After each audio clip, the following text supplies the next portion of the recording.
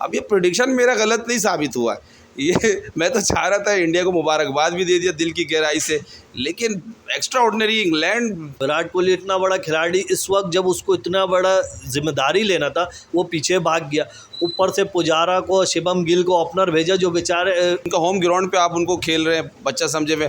378 जो है आप, मैं कह रहा हूँ 450 में भी आप नहीं जीत सकते थे। हमारी तो खुद कोशिश थी कि इंडिया जीते, हमने तो दिल की गहराई से मुबारकबाद भी दे दिया था कि हमें ये जितना भी टारगेट हो हम चेस कर लेंगे। तो उसको कॉन्फिडेंस, मैंने बोला भी अब ये न्यूजीलैंड से जैसे ये 300 प्लस चेस करते बाद तो टीम को कॉन्फिडेंस हो जा रहा था। अस्सलाम वालेकुम व्यूअर्स, शेरियार भाई ने हमें ज्वाइन कर लिया है। बात करेंगे आज इंडिया वर्सेस इंग्लैंड पर। इंग्लैंड ने इंडिया को हरा दिया है। क्या हो गया अचानक? इंडिया की बड़ी गिरफ्त मजबूत थी इंग्लैंड पर, तो ऐसा लग रहा था कि इंडिया जीत जाएगा और आपने प्रेडिक्शन भी दी थी कि इंडिया की मजबूत पोजीशन है और वो जीत जाएगा। ये अचानक क्या हो गया? वक्त बदल गए, जज्बात बदल गए? हमारी तो ख्वाहिश थी कि मैं जो देख रहा था कि इंडिया जीत जाए, कितनी मेहनत थी सीरीज़ में उसके, लेकिन वही चीज़ वो 2019 वाले वर्ल्ड कप जो इनके साथ बैड लक हुआ था, रिज़र्व डे में जो ये गए अच्छी पोजीशन में थे, वहाँ जाकर ये हार गए बुरी तरह से। अभी भी जिस सीरीज़ में इनका जो ग्रिप मजबूत था उस दौरान, क्योंकि टीम में एक स्पिरिट बनी हुई थी, टीम में एक जान था, खिलाड़ियों का एक वो था, तो उससे इंडिया बहुत हावी था। उस वक्त इंग्लैंड बहुत पीछे चल रहा था, तो अगर उस वक्त ये सीरीज़ हो जाती तो इंडिया 3-1 से तो लाजमी जीत जाता। लेकिन ये बैड लक हुआ इंडिया के लिए, बीच में थोड़ा गैप आ गया, उसके बाद फिर इंडियन टीम भी जो ना थोड़ी सी ये बेंच स्ट्रेंथ की जो बात कर रहे थे, ये भी थोड़ा सा एक्सपोज हो गया है। अब आप एक सीरीज़ में देख लो, जब इतनी अच्छी पोजीशन में आ गए, जहाँ ऐसा एक टाइम पे ऐसा लग रहा था कि एक इनिंग से इंग्लैंड हार जाएगा, लेकिन जॉनी बेयरस्टो की एक बात थी, उसने जब पहला 100 किया था उसके बाद जब उसने इंटरव्यू में बोला था कि हमें ये जितना भी टारगेट हो हम चेस कर लेंगे, तो उसको कॉन्फिडेंस, मैंने बोला भी अब ये न्यूजीलैंड से जैसे ये 300 प्लस चेस करते बाद तो टीम को कॉन्फिडेंस हो जा रहा था बड़ा, उसको जो ना हौसला में 300 कोई टेस्ट मैच में कम नहीं होता चेस पे, तो वो इंग्लैंड बआसानी चेस कर रहा था। वो चीज़ इंग्लैंड के जहन पे था जो उसको ये फ़ायदा हुआ। और इंडिया 400, मैंने कहा था कि अगर करता 400 प्लस तो कोई चांस था। 378 तो वो तो इंग्लैंड के जहन पे था, ये तो हमारे लिए छेद। और दोनों खिलाड़ी जो फॉर्म में गए बिल्कुल उन्होंने इंडिया को तबाह हाल कर दिया, एक्सपोज करके रख दिया। और विराट कोहली को यार उसको क्या हो गया समझ से बाहर, इतना बड़ा खिलाड़ी क्या किया उसने टीम के। मैं तो दिल से ये कहूँगा कि यार विराट कोहली ने डुबा दिया इंडियन टीम को, क्योंकि देखो किसी एक खिलाड़ी का टीम नहीं है। 120 करोड़ की आबादी है, उसका टीम है। विराट कोहली ने समझ लिया मेरी अपनी टीम है, उसका टीम में अब किरदार क्या, घूम रहा फिर रहा है, नाच रहा है, गा रहा है, और कोई काम ही नहीं है, पिन भी कर रहा है। तो यार इतना बड़ा खिलाड़ी, इतना बड़ा स्टार, अब वो ये करेगा टीम पे। मैं तो यही कह रहा हूँ, जब मैं रिटायरमेंट की बात करता हूँ तो सबको बुरा लग जाता है, तो यार रिटायर नहीं होता तो टीम क्या आपकी टीम को बुरा कर रहा है? हमारा तो कुछ नहीं जा रहा है, बुरा तो इंडिया का ही हो रहा है, इंडिया का मजाक बन रहा है। विराट कोहली इतना बड़ा खिलाड़ी, इस वक्त जब उसको इतना बड़ा जिम्मेदारी लेना था वो पीछे भाग गया। ऊपर से पुजारा को, शिवम गिल को ओपनर भेजा जो बेचारे इतने एक्सपीरियंस नहीं। विराट कोहली भी आ सकता था ओपनर, ओपनिंग कर सकता था, वनडे में T20 में तो करता ही था, इसमें क्यों नहीं कर रहा? जब तक आपका मेन खिलाड़ी जो टीम का रीढ़ का हड्डी हो, वो जब तक आपके टीम पे नहीं लेगा वो अपने ज़िम्मेदारी, तब तक टीम नहीं खड़ी होती ऐसे। अब जडेजा था, उसको जब आया उसने बहुत मेहनत की, लेकिन कितना करता। तो ये चीज़ इंडियन टीम को देखने जो लेकर इनको डूब गया है, इनकी अपनी पॉलिसी लेकर डूबी है। दो टीम की जो पॉलिसी थी फ्लॉप हो गई मेरी नज़र पर। अभी आयरलैंड पे देख लो ना, आयरलैंड सेकंड T20 कितना अच्छा खेल गया, जीत रहा था आयरलैंड, थोड़ा सा मिस हो गया, सब एक्सपोज करके रख दिया था इनको, ये दो टीमों का जो इनका था पॉलिसी। तो पहले एक टीम को इस काबिल कर लें कि वो अच्छा खेले, फिर दूसरी टीम बनाए। बाकी आपके पॉइंट बड़े वैलिड हैं, क्योंकि आप ये टेस्ट मैच चाह रहे थे कि इंडिया जीते क्योंकि वो मेहनत कर रहे हैं, लेकिन उन्होंने जो मिस्टेक की, और बुमराह की कैप्टनसी पर हम बात करेंगे। कैप्टनसी में कहीं ना कहीं आपको लगता है कि वो ओवर कॉन्फिडेंस हो गए, या पहले से उन्होंने समझ लिया था कि ये मैच हम जीत गए?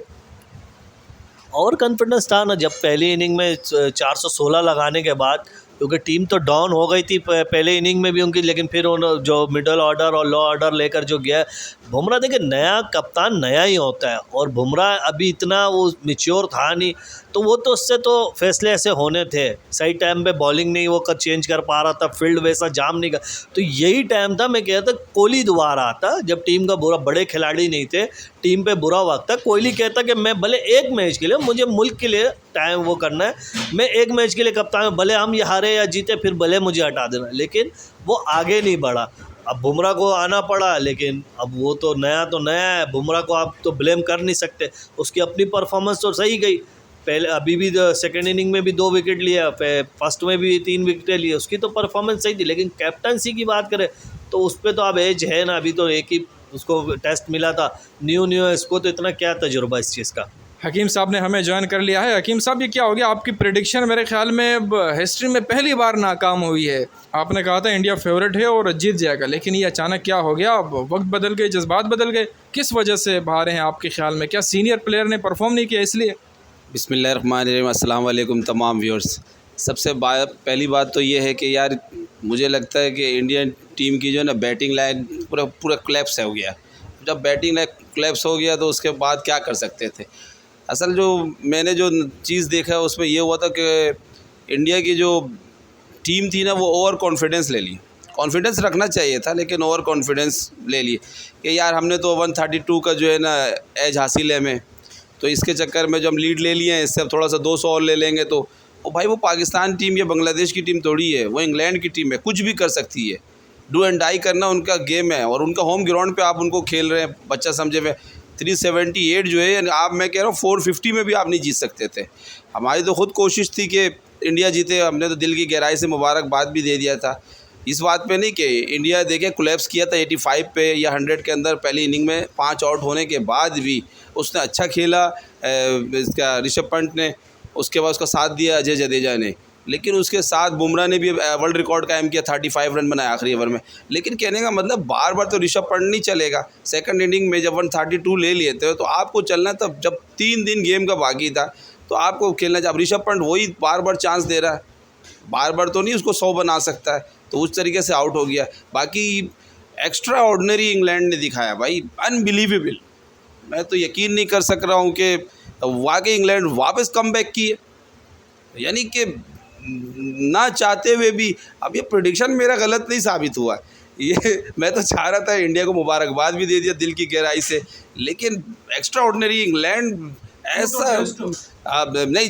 फर्स्ट टाइम तो मैं सलूट करता हूँ जयरूट्स को। जयरूट्स ने हौसला अफजाई किया, इंक्रीजमेंट किया उसको, और उसके बाद पीछे से जो ब्रिस्टो आया तो उसने उसका साथ दिया। असल जो लीड किया, जिसको कैप्टनशिप कहते हैं लीडरशिप में, वो आपका जयरूट्स ने किया। 146 रन, कोई आसान रन नहीं, वो भी इतने क्रूशल मोमेंट में एकदम मोमेंटम को बरकरार रखा, कोई टेंशन नहीं लिया। और सबसे पहली बात ये है कि इंग्लैंड के जीतने की बात है, मैं बार बार कहता था और इंडिया को भी कहा था कि अटैकिंग पे जाए, अटैकिंग पे जाए। बार बार आप डिफेंडिंग पे जा रहे हैं। जब 132 का लिए थे तो आप डिफेंड पे आ गए, और इंग्लैंड को आप देखें उन्होंने आपको तो ऐसा थप्पड़ रसीद कर दिया, मेरा भी प्रेडिक्शन गलत करवा दिया। फर्स्ट सेशन में आपको हरा दिया 119 रन, आसान रन नहीं है, जबकि ओवर मेरे ख्याल से 100 ओवर्स था।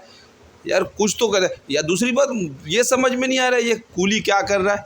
इतना बड़ा नाम प्लेयर्स है, वर्ल्ड पे नाम है उसका, कैप्टनशिप जब दे रहा है तो ले नहीं रहा है, और जब वो ग्राउंड में ऑन द फील्ड क्या कर रहा है वो समझ से बाहर है। बार बार वो कभी ब्रिस्टो से मसला कर रहा है, कभी जयरूट्स से मसला हो रहा है, और फिर जो ओपनर जो फर्स्ट जो आउट हो गया था रन आउट, उससे जाके बदतमीज़ी कर लिया। एक बड़े प्लेयर को मायनाज जो वर्ल्ड रैंकिंग पे फर्स्ट पे आते हैं उसे जेब नहीं देता, अदाब के ख़िलाफ़ है।